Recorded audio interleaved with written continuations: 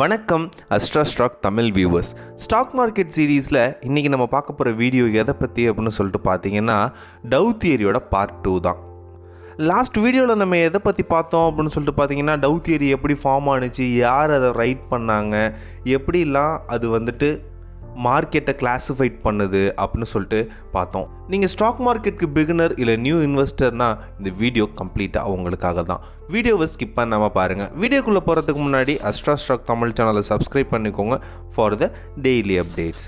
Last வீடியோவில் நம்ம first உள்ள 3 டெனட் என்னென்ன அப்படின்னு சொல்லிட்டு பார்த்தோம். அந்த டெனட்ஸ்லாம் நம்மளுக்கு எப்படிலாம் யூஸ் ஆகுது, அந்த டெனட்ஸில் என்னென்ன சொல்லியிருக்குது அப்படின்னு சொல்லிட்டு பார்த்தோம்.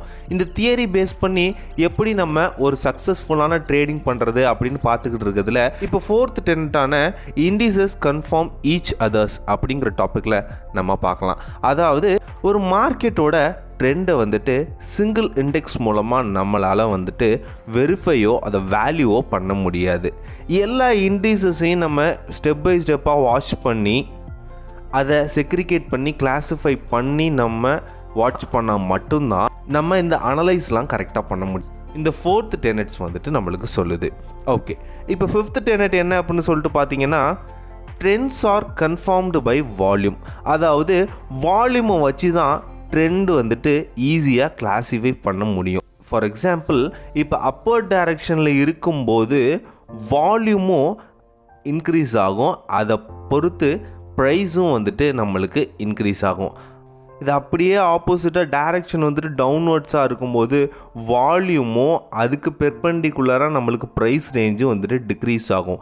இன்க்ரீஸ் ஆகிறத நம்மளுக்கு புல்லிஷ் மார்க்கெட் அப்படின்னும், டவுன்வர்ட்ஸில் அதாவது டிக்ரீஸ் ஆகிறத பியரிஷ் அப்படின்னும் நம்மளுக்கு இதில் கிளாஸிஃபைட் பண்ணுறாங்க அப்படின்னு சொல்லிட்டு இந்த 5th டெனட் சொல்லுது. ஓகே, 6th டெனட் என்ன அப்படின்னு சொல்லிட்டு பார்த்தீங்கன்னா trends continue until definitive signal indicates otherwise அப்படின்னு சொல்லிட்டு சொல்கிறாங்க. அதாவது எப்பையும் மார்க்கெட் ஃபார்வர்ட் அண்டு இன்க்ரீஸ் பாத்தில் தான் இருக்கும். எதுனா நெகட்டிவ் நியூஸ் வந்தால் மட்டும்தான் சர்டன் பீரியட்க்கு டவுன் ஆகும் அந்த மார்க்கெட்டோட வேல்யூ. அப்புறம் திரும்ப அது அதோட பாத்தில், அதாவது இன்க்ரீஸ் பாத்தில் கண்டினியூ ஆகிரும். ஃபார் எக்ஸாம்பிள், இப்போ ஒரு கம்பெனி எடுத்துக்கிட்டிங்க அப்படின்னா எவ்ரி இயர் அவங்க அந்த கம்பெனியை எப்படி க்ரோத் பாத்தில் கொண்டு போகணும் அப்படின்னு சொல்லிட்டு நிறையவே ஹார்ட் ஒர்க் பண்ணி தான் அந்த கம்பெனியை ஒரு நல்ல பாத்துக்கு கொண்டு போவாங்க. அப்படி அதில் போயிட்டு இருக்கும்போது எதுனா ஒரு மிஸ் அண்டர்ஸ்டாண்டிங்கோ அதில் சின்ன மிஸ்டேக்ஸ் ஆகியோ ஒரு நெகட்டிவ் நியூஸ் நம்மளுக்கு வரும்.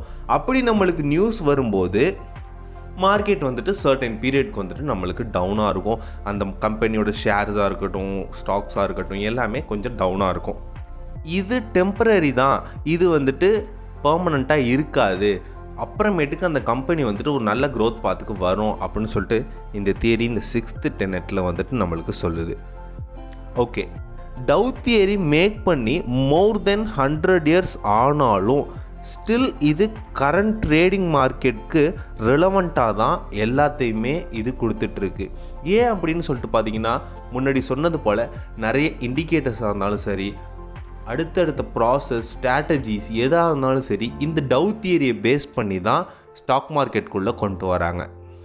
சேஃபாக ட்ரேட் பண்ணுங்கள், ஹாப்பியாக ஏர்ன் பண்ணுங்கள். Have a nice day.